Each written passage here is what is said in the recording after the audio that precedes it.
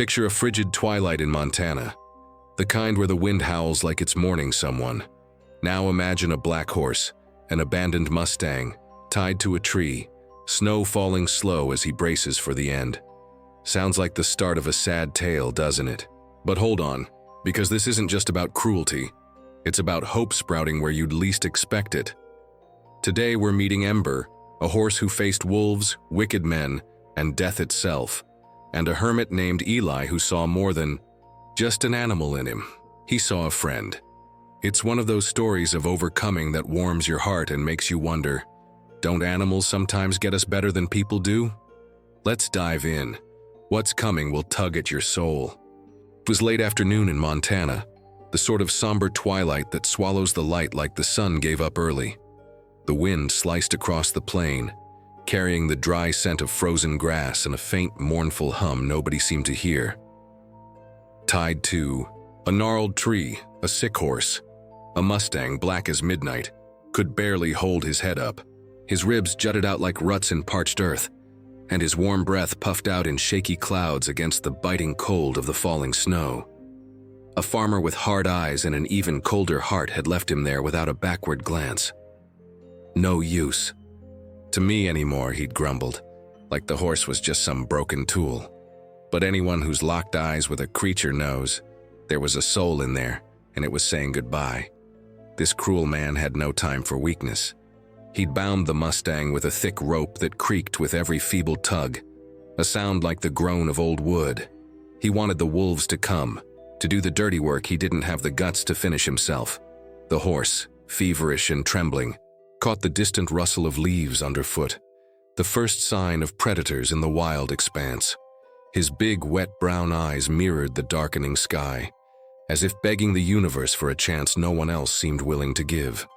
The snow fell heavier, now blanketing the ground in a cruel hush, and the Mustang dipped his head, ready for the end. But would fate really let it all fade out like that? The farmer was long gone by then, riding off on a younger horse, the thud of hooves muffled by the icy ground. He didn't see how the abandoned Mustang tried, one last time, to pull at the rope, his weak legs slipping in the stiff mud.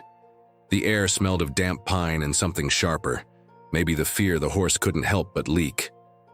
It was a sight that'd squeeze the chest of anyone who's ever felt the weight of being alone, who hasn't had a day when the world just turns its back.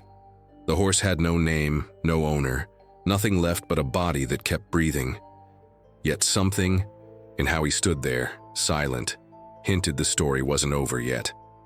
As twilight melted into a thick night, the sounds of the Montana forest shifted.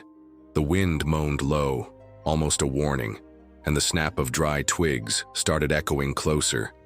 Wolves were coming, drawn by the scent of a sick horse tied up, an easy meal served up by human coldness. The Mustang flicked his ears, the only sign he was still fighting the haze dragging him down. His heart beat slow but steady, a faint drum against the symphony of death closing in. Would anyone out there catch that sound before it was too late? The farmer's cruelty wasn't just the rope or the abandonment, it was the emptiness in his stare, like the Mustang had never been more than meat on legs. But there, in that forgotten stretch of land, the horse faced his end with a dignity the farmer could never grasp. Snow had buried half his shaky legs by now, and the cold bit like invisible fangs. The universe seemed to watch in silence. But sometimes, you know, it likes to drop a sign when you least expect it. And right then, a whistle sliced through the night, sharp as a blade in the dark. Who'd be crazy enough to show up out there? Night had settled hard over the Montana forest, and the air now carried a metallic tang, like cold iron on your tongue. The menacing wolves were closer, their eyes glinting like scattered embers in the dark, a ring of hunger tightening around. The abandoned Mustang. Their paws made a muffled patter on the snow, almost a deadly whisper, and the horse, still tethered, let out a hoarse whinny that barely cut through the wind. The rope scraped against the tree's bark, a dry wail ticking down the seconds to the end. But in that grim twilight, the universe loves to play its hand, and a shrill whistle tore the silence apart. Not natural, it came from someone. The eye. Wolves froze, ears pricked, fur bristling against the piercing cold. The Mustang lifted his head, wide eyes catching a thread of light that didn't come from the moon, but from a lantern swinging in a figure's hand. It was a hermit the town called Mad, a man of 60 or 70 with ice-flecked gray hair and boots that crunched the snow's crust with every step. He didn't speak, just whistled again, a sound that pierced the night like an out-of-season bird cry. The wolves backed off, puzzled, growling low as the man neared the tied, sickly horse. Was this bag of bones worth the risk? He wasn't much for words, but his gray eyes, sharp as a storm's edge, held a softness the townsfolk never saw. He swung the lantern's light over the Mustang, revealing a creature more shadow than flesh, legs quivering like wind-tossed branches. "You're not wolf chow tonight, pal," he muttered, his raspy voice blending with the distant howls still circling. With a dull knife, he slashed the rope in one quick swipe, and the horse crumpled sideways, spent, his hot breath swirling in the beam. But what was this old recluse going to do with a beast so broken? The wolves weren't giving up easy. One, the biggest, edged forward, teeth bared like white blades in the gloom. The hermit snatched a dry branch and waved it like a torch, the crack of wood ringing out in the clearing. "Get lost, you devils," he hollered, his voice a mix of grit and a crooked kind of humor, like he'd danced this jig before. The Mustang, free of the rope, tried to stand, hooves skidding on the powdery snow, and the man chuckled soft, almost to himself. "Stubborn one, huh? I like that." Who hasn't seen an animal cling to life and felt their heart twist? Something. There said hope was taking root. The lantern's glow shook in his calloused hands as he tossed an old blanket over the horse, a rag that smelled of smoke and years. The wolves slunk off bit by bit, swallowed by the wild dark, but danger still hung in the air like a taut wire. The hermit knew they couldn't stay put. This horse needed more than a rescue in the middle of nowhere. It needed a miracle. He glanced at the sky, stars smothered by heavy clouds, and mumbled something that sounded like a prayer. Could a lone cabin in the woods be the shelter they both needed? The hermit's isolated cabin nestled among tall pines, the kind of place that seemed to whisper secrets with the rustle of leaves. Inside, the air was thick with the warm scent of burning resin, undercut by the damp earthiness rising from the warped floorboards. He'd hauled the Mustang, now called Ember for the stubborn spark in his eyes, to a corner where he dumped a heap of dry hay that crackled under the horse's weight. The beast still shook, but the fire's heat, popping like a living heartbeat, started melting the ice stuck to his black coat. "You'll pull through, Ember," the man said, rubbing his rough hands like he was stoking his own hope. Could a spot so simple drag a horse back from the brink? He wasn't a doctor, but he knew the forest like an old book memorized by heart. He grabbed a fistful of crushed herbs, the sharp sting of sage and something earthier, maybe burdock, root, and stirred them into a pot of simmering water that gurgled low. Steam rose in curls, filling the cabin with a scent that felt like it could cleanse your spirit, and Ember, lying there, sniffed it like he sensed life in it. The hermit smeared the warm paste on the horse's sores, talking in a tone that mixed patience with a quiet laugh.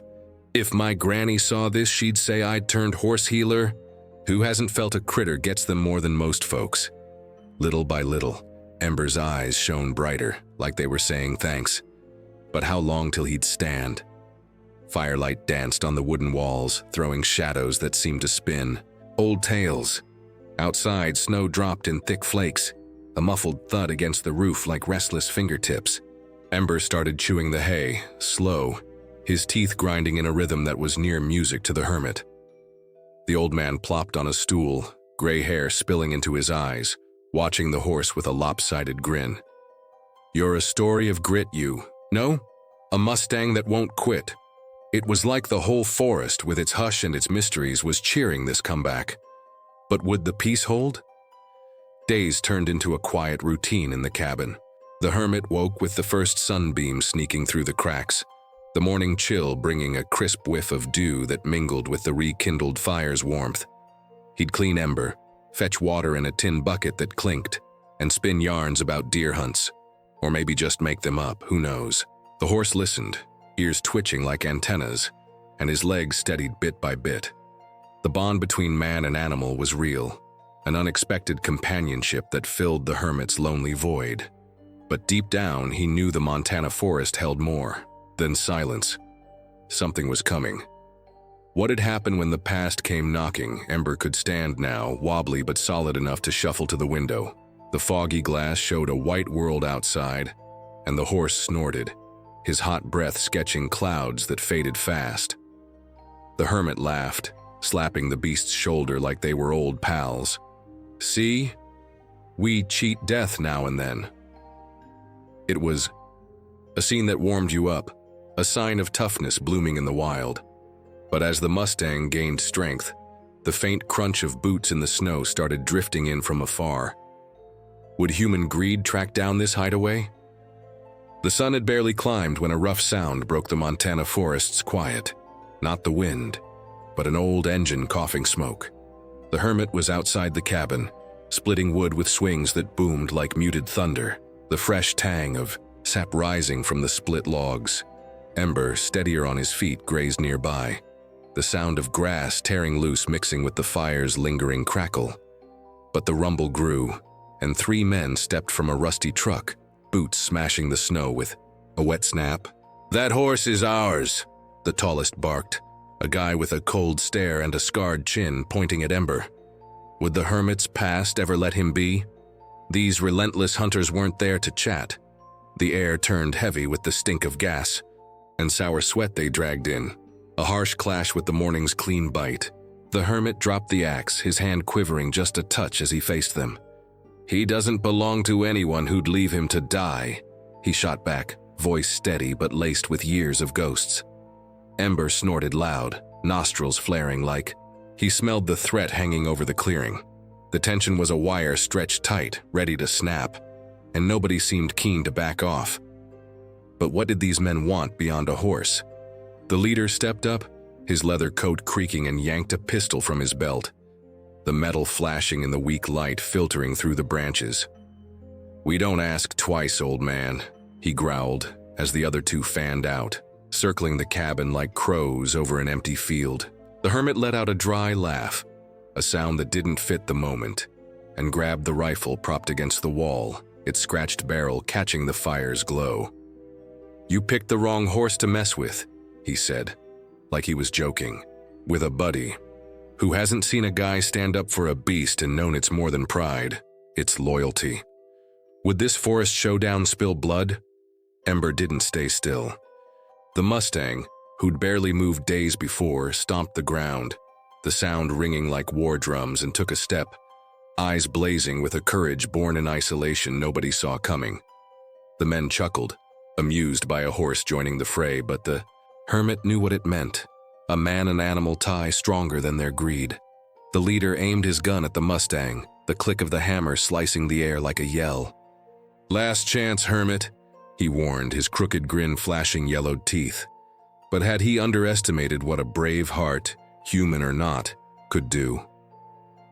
Daylight seemed to waver, tucked behind thickening clouds, and the deep cold nipped at exposed skin again. The hermit gripped the rifle tighter, finger on the trigger, eyes locked on Ember. "You're not taking him while I'm breathing," he declared, a weight in his words like the universe had picked that moment to test them both. The men swapped glances, their cabin ambush taking shape, and the leader nodded. A gunshot ripped through the morning, but whose was it? The answer would settle the fate of this fight for freedom. The gunshot's echo still bounced in the clearing when chaos erupted, a blast that sent birds flapping in a panic, wings slashing the air like knives. The leader had fired skyward, a warning reeking of hot gunpowder and bravado, but Ember wasn't. The frail, tied horse from before. He reared, front hooves tearing the sky, and let loose a whinny like thunder trapped in his throat. The hermit, rifle ready, stepped forward, his boot leather squeaking on the packed snow. "Told you so," he said, his tone blending grit with a wry grin only a forest dweller could pull off. Did those men have any clue what they'd stepped into? The stubborn hunters faltered, a sour whiff of fear mixing with the shot's smoke. The youngest, a skinny guy in a grimy cap, lunged for the makeshift reins the hermit had rigged, but the Mustang spun with raw force, his tail whipping the high, air like a live rope. The kid toppled back, his yelp swallowed by the snow that ate half his frame. The hermit laughed loud this time, a hoarse sound that rolled through the pines. "That one's not for you, boy." Who hasn't watched an animal flip the script and felt their pulse race? Ember was battling for liberty, and the hermit wasn't, about to just stand there. But the leader still clutched his pistol. What would he try next? Sunlight, pale and sliced by the trees, cast long shadows that danced like ghosts of an old fight. Ember pounded the ground again, the jolt shaking the earth under its icy crust, and charged the scarred man. The leader fired, but the bullet grazed a tree, wood chips flying with a sharp crack that smelled of scorched resin. The hermit didn't blink. He raised his rifle and shot skyward, the deafening roar freezing the other two in their tracks. "Get off my land," he snarled, a fire in his eyes saying this rifle defense was just the start. Would Ember need to bare his teeth again? The Mustang didn't quit. With a leap nobody saw coming, he slammed into the leader, broad chest shoving the man back like a rag. The pistol sank into the snow with a wet thud, and the guy tumbled downhill, cursing as branches swallowed him. The other two, watching their cabin trap turn into a flop, stumbled away, tripping over their own feet. The hermit lowered his rifle, its hot barrel steaming in the chill, and patted Ember's flank. "You're a wild one, huh? My four-legged hero." It was a heroic breakout right in the wild's heart, but would the hunters give up that easy? The clearing fell quiet, just the wind whistling through the trunks and Ember's hot breath puffing quick clouds. The hermit looked at the horse, gray eyes shining with a silent pride, and murmured, "We showed 'em, partner." The Mustang snorted, almost like an answer, and they stood there together under a sky finally letting the sun peek through. The fight had been about more than a cabin or a patch of dirt. It was extreme survival, courage in solitude, a bond no one could shatter. But what if those men came back with more? The sun rose slow over the Montana forest, painting the sky with an orange that seemed to melt the snow into gleaming drops. The air carried a clean scent of wet earth, laced with the faint sweetness of early blooms daring to peek from the branches. The hermit stood at the cabin door, wind tousling his gray hair as he watched Ember gallop in circles in the clearing, hooves thumping the ground like a hymn to life. The Mustang, now strong, his black coat shining like polished onyx, seemed to dance with the breeze. "You're ready, aren't you, friend?" the hermit murmured, voice thick with a pride that sat heavy in his chest. Could he really let this horse go? The days after the clash had been calm, almost holy. The crackle of firewood still filled the nights, but now it came with Ember's soft whinnies, a sound that made the hermit smile even in sleep. He knew the wild called the Mustang back. Those brown eyes, once staring down death, now glowed with a will too big for a lone cabin. "You weren't born to be caged, Ember," he said, rubbing the horse's muzzle with a tenderness that felt like goodbye. Who hasn't felt that hollow ache before letting go of something they love? But was freedom worth the sting of missing him? The hermit pulled a handful of oat seeds from his pocket, a final gift, and let Ember eat from his palm, the soft brush of lips against skin bringing a warmth the fire never could. The wind kicked up, hauling the distant gurgle of a stream waking with the thaw, like the forest itself was singing an invite.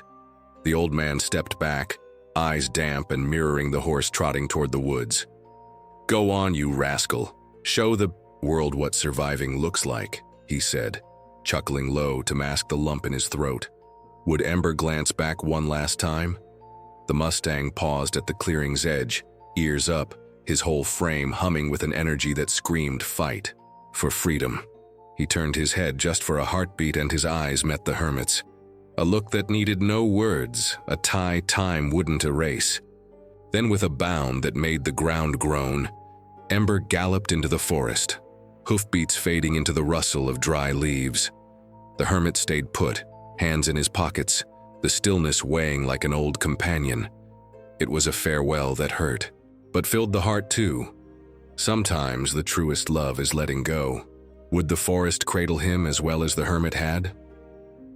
The sun was high when the hermit shuffled back inside, the scent of fresh coffee rising from the mug he clutched with shaky hands. He sank onto the stool, staring at the spot where Ember had slept so many nights, and smiled to himself. "We crossed paths for a reason, didn't we?